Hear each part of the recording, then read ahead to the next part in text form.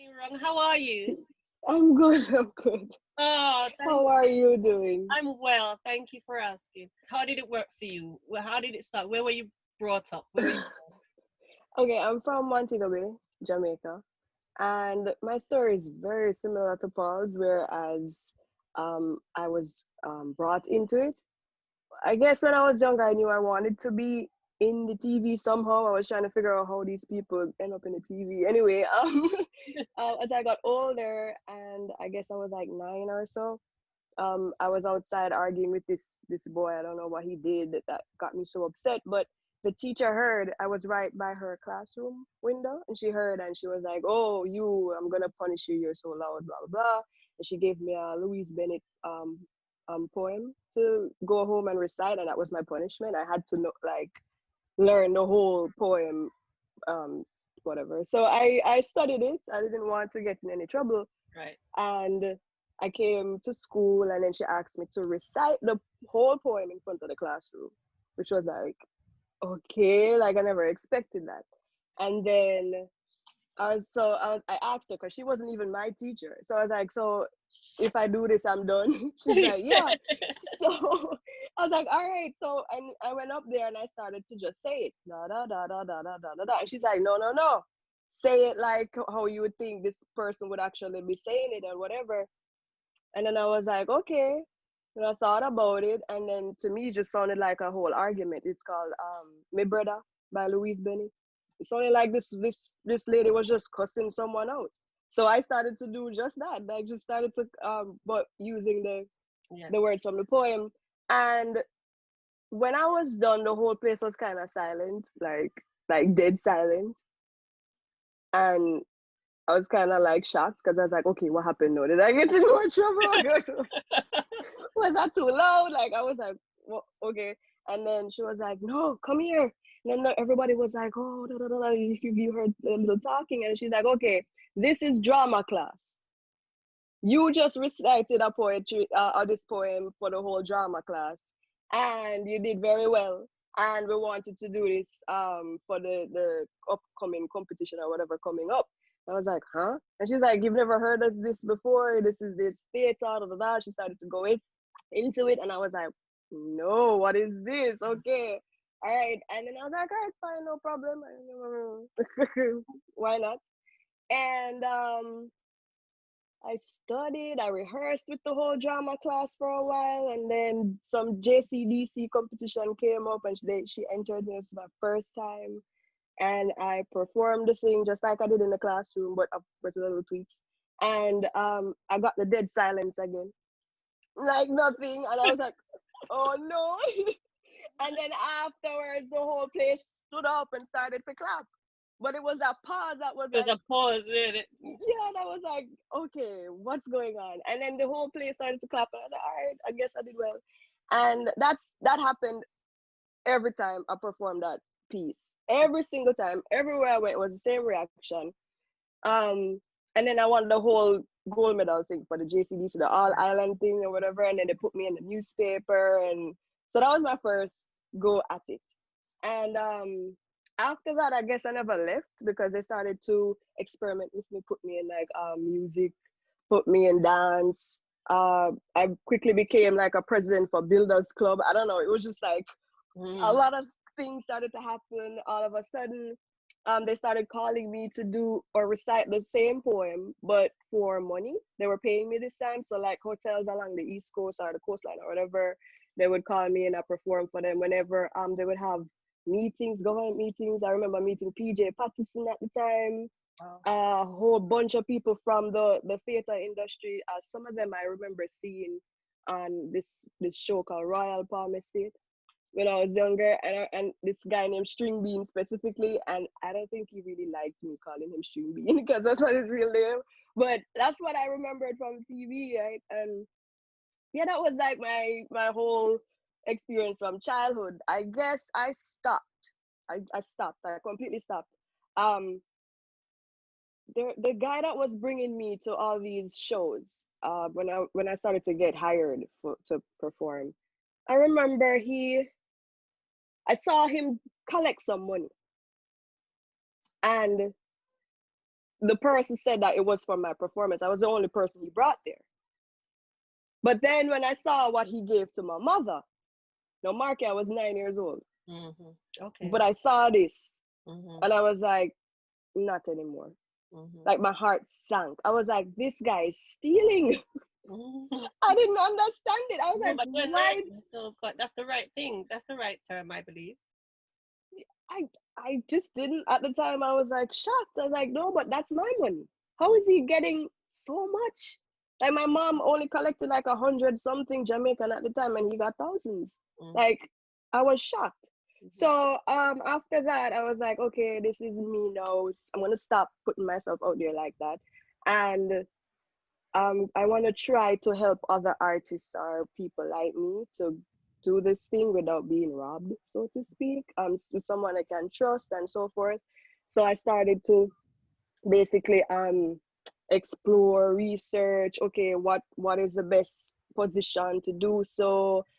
There was a lot to learn. The whole set of producer, director, the different um oh Yeah, my goodness, it was you've done so much. You studied so much. I'm looking at your portfolio, everything to even graphic design, screenwrite, everything you do, you studied to make sure you know every angle. That's really, really commendable. right. I had because I was like, there's no way I need someone to come in and mess my whole business up or know more than me, end up stealing and stuff Mm-hmm. like that. I don't want any of that. And I read somewhere like it's been taught that a CEO of a company is supposed to know at least the basics of each of the departments or whatever, so it's sufficiently ran. And then I was like, yeah, I need to know a lot of stuff. Yeah, yeah. Yeah. But I mean, it's working out. I've managed a few younger people, like not so much younger than me, but I have this one artist from Canada. He's like a R&B singer. Really, really interesting person. And He's what's up his and name? coming. Out there so people can look him up and Oh, on Instagram, his name is Pablo's Mask, Okay. All right. right? And I also helped. Her name is. They call her Jackie. Um, I helped her start this whole casting agency. Wow. We did a few for like future tour lanes and stuff like that here in Miami. Mm-hmm. Um, I did carnival too. I made costumes there in the Miami carnival thing. It was a very interesting go. I did a Halloween party in Montego Bay 2 years in a row.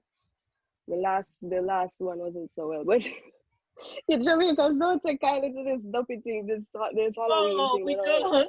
You know. So I was like, okay, like back to the drawing board. And I'm And second now generation. I'm British. So. they said, hey, no, none of this. I learned my lesson. It's It a was private, fun it's a to small try. It was crowd. fun to try. It must have been Yeah, fun. And you're laughing at it now, so it's something to look back on it fondly. yes, like I got to try out a lot of the things that I've learned to in theory. Ex- Like, okay, with event planning and applying what I've already known when it comes on to theater and stuff like that into it. Like, I'm trying to decorate the whole place with the right. Halloween. Right. Yeah, yeah. So it was very fun. Yeah. Yeah. Right now, my company, America Royals, I do a lot of now I'm a producer, so to speak, like a video producer. So I'll help to source whatever it is that you need to get yourself up and going in the entertainment field, whatever it is.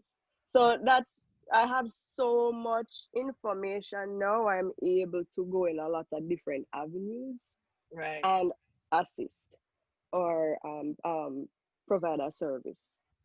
Right now, I'm doing a lot of videos, music videos. I'm going into a talk show in January, setting up a talk show as well. Yeah, a whole bunch of music videos. That's what's lined up for 2021 coming up, like All right. here in Jamaica. So going to seen it before now. So for the two of you, we'll start with Paul first.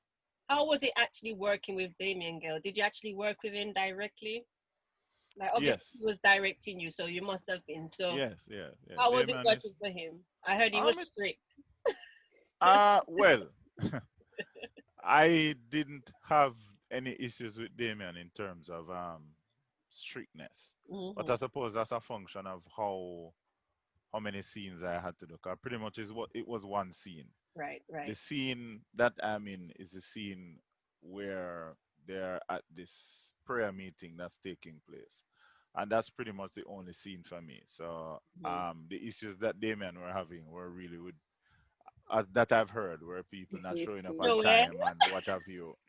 So we didn't we didn't have those issues because I got there when I was supposed to get there and I did what I had to do and we were good. But in terms of so outside of that aspect of it, Damien is pretty hands-on.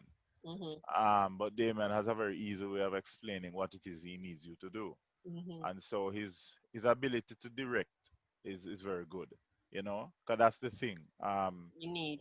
The director has a vision of what it is he wants in his head, and you as the talent, as the actor, you are required to articulate or to demonstrate what it is he wants for everyone else to see because he's Mhm. not in front of the camera, he's behind the camera.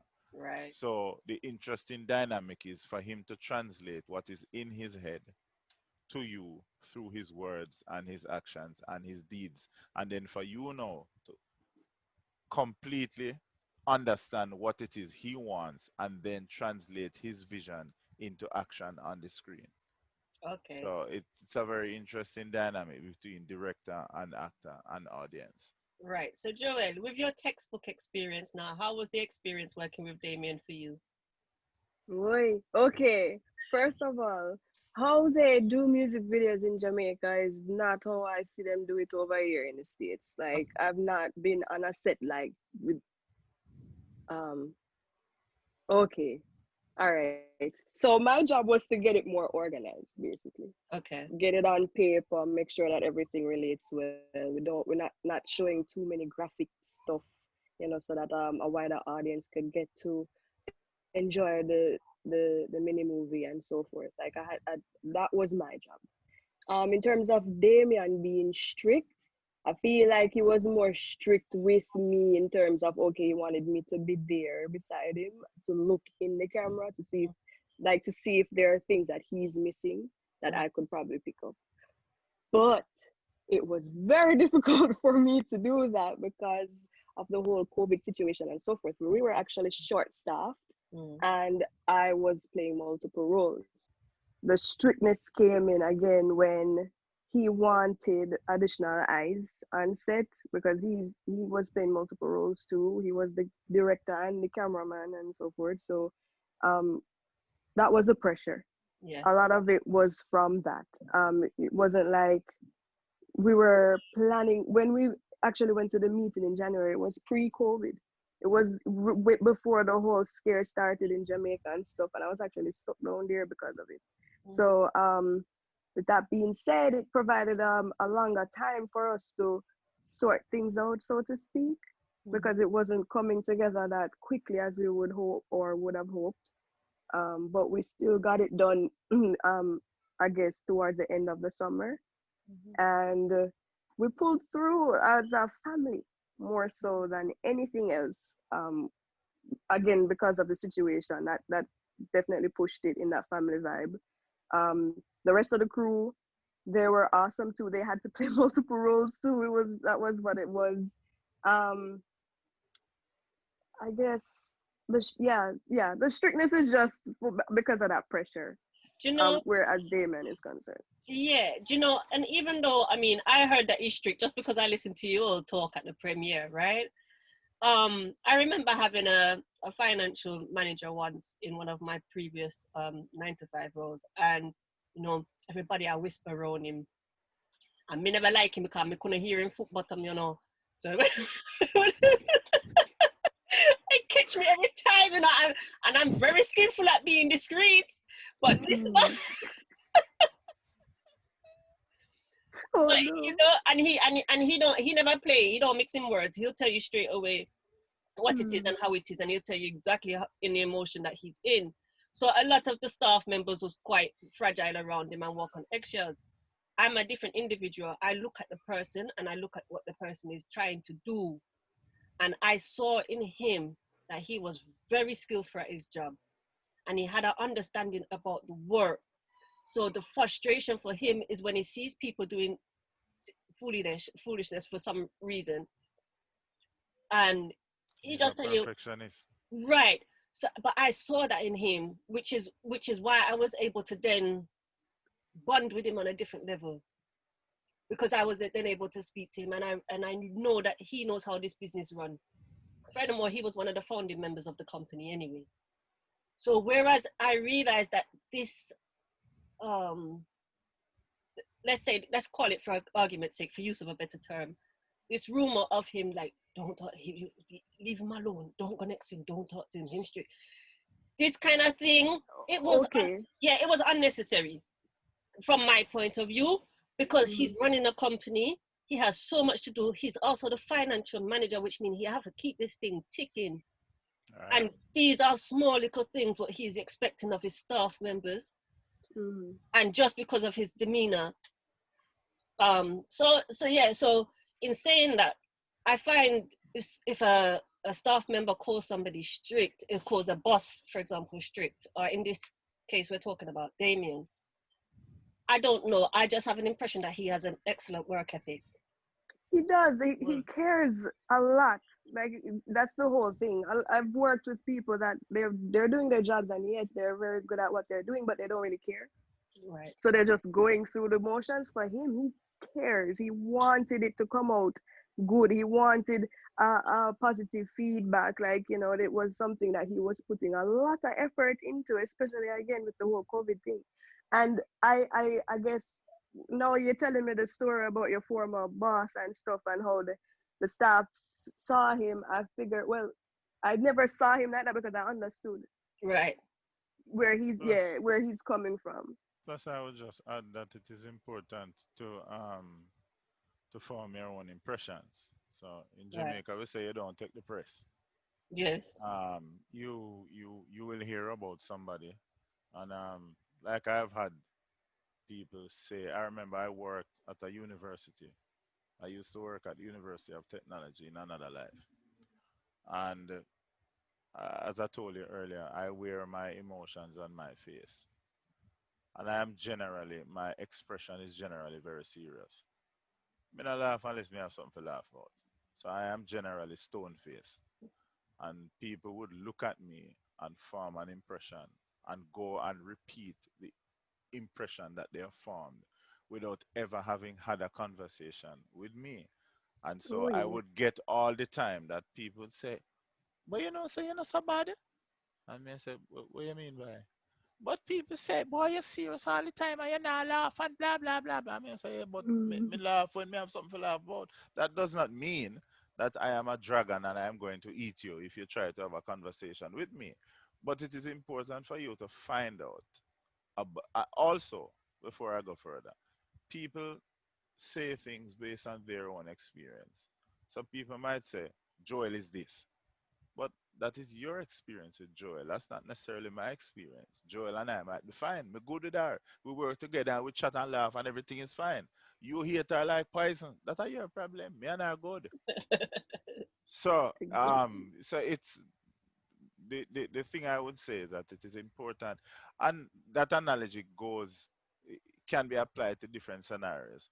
You ever watch a movie and people tell you, say, this a movie I don't go, that full movie that, and you go and watch it and you have a ball, and you Yeah. say to Oh yourself, yes. but imagine if you didn't listen to this a crackhead there.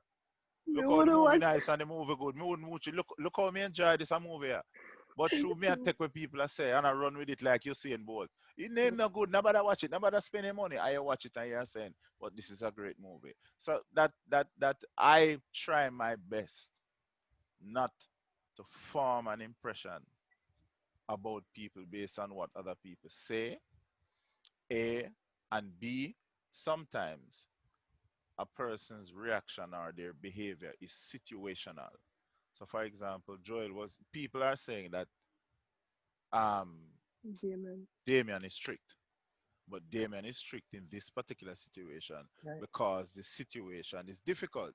We have limited amount of people that we can allow and set. We have curfew hours. So when you come here late, you put pressure on the project. When we have to film a scene 5 times because you don't get it right, you put pressure on the project, that's going to Right. piss him off. Naturally, he's going to get annoyed. If you came here at 6 o'clock instead of at 8:30, he would be fine. If he Right. didn't have to say, cut back to one 5 times because you don't get it right, he'd be fine. Right. I remember, I tell one more story before I go. The first ad I did, my NCB ad, when I went to the audition and I got the job,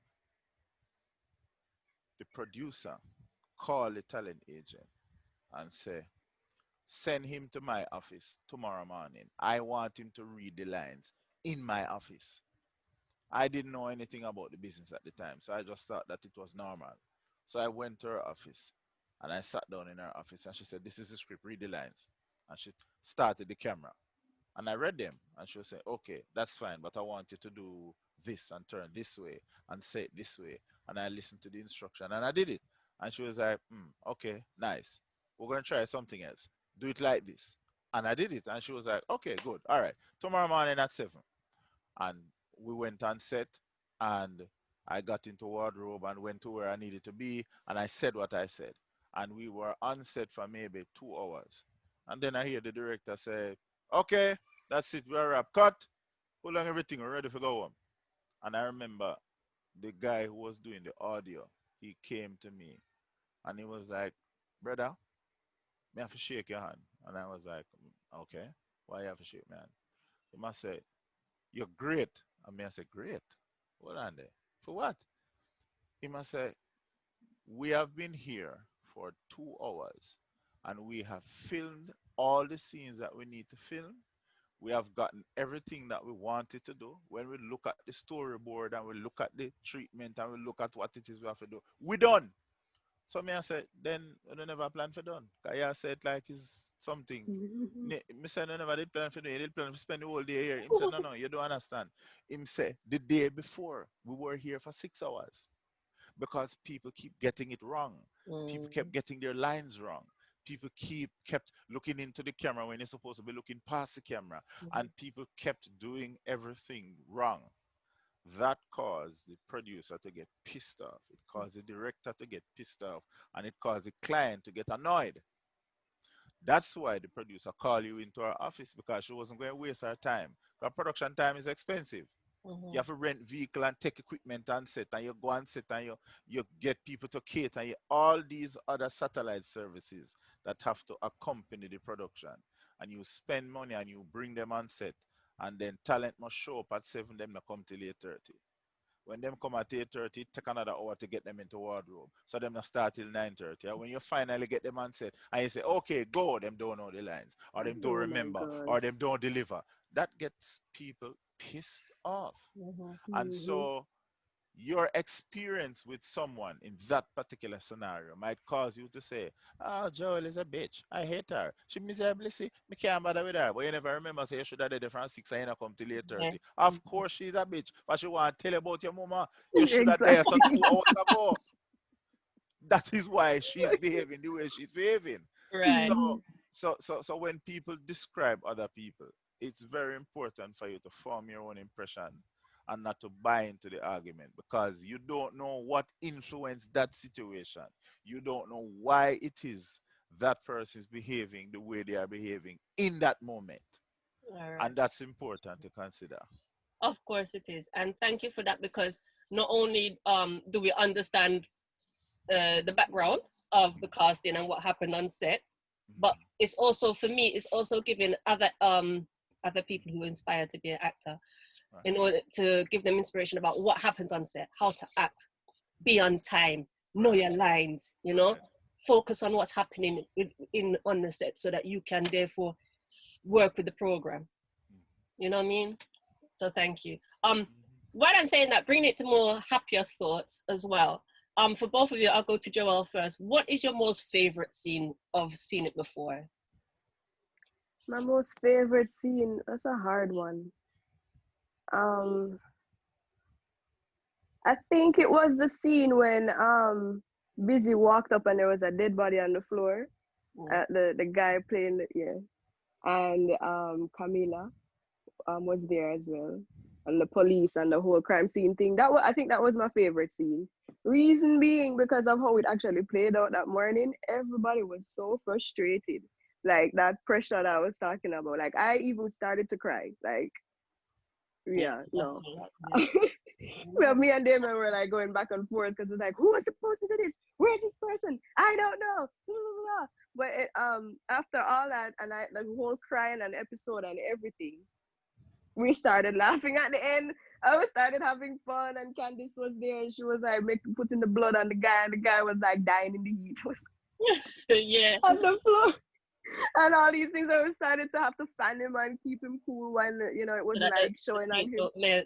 Mm-hmm. Yeah, and then it turned into this whole family thing. Police were there. There were actual police there, and it looked so real. Somebody was passing by and called additional police, and more like pulled up, and then it turned out like we all knew each other anyway. So it kind of turned around, like it turned around that day. I feel like, and it showed, especially with the people, and then it carried through after that. So I think Nice that's my bringing that favorite family scene. feeling. Yeah. Definitely. And for you, Paul, your favorite scene? My favorite scene in the video, and even it's a carryover from the first video, because if you watch the first video, Mm-hmm. my favorite scenes in both videos is the dialogue between TV boss and the other guy. Yeah. Hmm. Whenever those two get on set, I am in stitches. And one of the reasons why I love those particular guys, the way in which, so them don't write nothing. Everything is ad lib. Them just verbalize, them just go on set and they just get into character and them just chat all kind of things and it just work and it just gel. And they do, if you say cut, do that again, you're not going to get it again. Them Mm. going to give you something else that is equally as good. But it just come off the cuff, so they don't really Yes, remember it. Like this part. those two guys are the kings of ad lib. And Mm-hmm. if you watch, I mean, from the first video, when they're talking about the church boy, and when it comes on to this scene, and them I say, "Are you fear run the place?" And then that just said that, and that ad lib exchange between them. Every time I watch that, I'm in stitches. Those two guys are my favorite two from the last video, and they carry it over to this video. Their skills at ad lib and Mm-hmm. off the cuff and just off the top comments. Yeah, I think that kind of makes the video more entertaining. Okay. So those are my favorite scenes. Before we go, I want to get your message in, Joelle. So, as I said to Paul, we have a theme where I believe that God gives everybody a purpose. So I ask the question to every guest I have on this show: what is your message that you're sending to the world? Dreaming is beautiful. That's my company slogan too. I feel like it all started from there in terms of when they started, we're trying to get creative or aspiring to be whatever type of person you want to be in life, whatever career.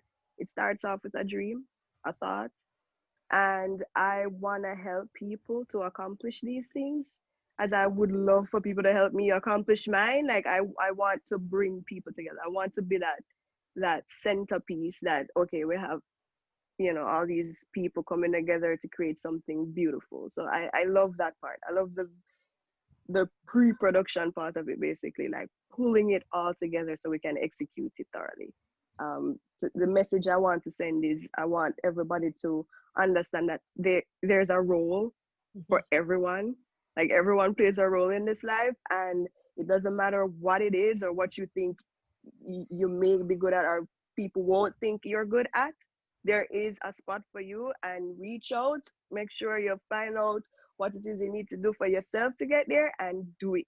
If you need help, I'm here. Beautiful. Dreaming is beautiful. And all right, so we're gonna come to a close. Thank you both so much. Please, if there's any promotions you want to do, I'm happy to do promotions. I don't charge. So please promote whatever it is you want to promote, whatever projects you are doing. If you're casting for anything, please go ahead. Ladies first. Why not? Okay, well, as I said before, I'm doing a whole bunch of music videos. I do it in the States as well as in Jamaica, and we're always looking for talent. We're always looking for people behind the camera in terms of like the crew. Uh, if you do hair, makeup, fashion, styling, stuff like that, we're always looking for people. So I would say this promotion thing is basically if you need jobs, call me. Visit my Instagram page, either my personal page, Joelle Aliana, or my company's page, Micro Royals. That's it. I also have a website, same Micro Royals. And yeah, reach out. Let's link up. Let's create. Let's do something positive. Let's get it out there. Paul, do you have anything you want to promote at this time? No, well, right now I don't have any projects working on, but I'm always on the hunt for projects. So if Joel has any projects that you would like to send in my direction, I So am love the link them for go on, you know. yes, Of course. I am here, ready and willing to go. And we do want them to go ahead and watch this the prequel to Stay So Yes, You've seen it right, before. right. You mentioned you was in Yardi. You might miss me in Yardi because for the role I was required to dye the beard black. Because Yardi is set in the 80s. I'm supposed to be a younger version of myself. So they had to dye the role black, dye the beard black. But if you look, you will see me. So I am in Yardi. I am Mm-hmm. in King of the Dancehall. King of the Dance. I am in Coffee's W Video. I am in Vibes Cartel. Then You and Me. More than 2 million views on YouTube and counting. And I'm on Instagram. What is my personal page? Paul.Horton. You're probably going to see more pictures of me. And I have two little rugrats here that stress me out regular. They are two now. They are 2 years old now, and You them have stress twins? you out. Yes, I have twin boys. Wow. Not, don't do that to yourself. No, wow, nothing. Don't do it. Don't do it. Oh, Don't do it. Yeah. So you will see video evidence of the stress that I am undergoing with them. no. But yeah, man.